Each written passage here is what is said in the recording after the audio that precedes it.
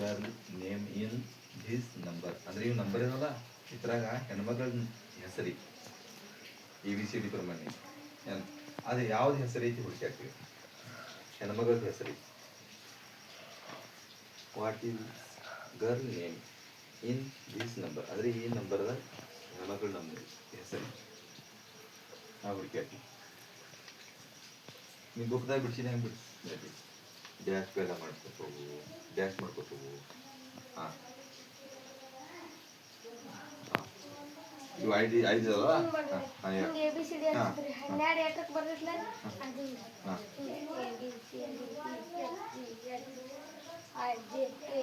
ಎಲ್ಲ ಅಂದ್ರೆ 12 ಜೋರ್ಲೆ ಬರಿ.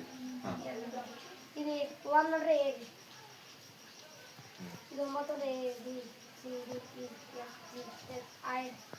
ಐ ಅಂದ್ರೆ ಹಾಂ 9. ಹಾಂ 12 ಅಂದ್ರೆ ಎಲ್. ಹಾಂ ಎ ಅಂದ್ರೆ ಹಾಂ ಅಂದ್ರೆ ಲೈಲಾ.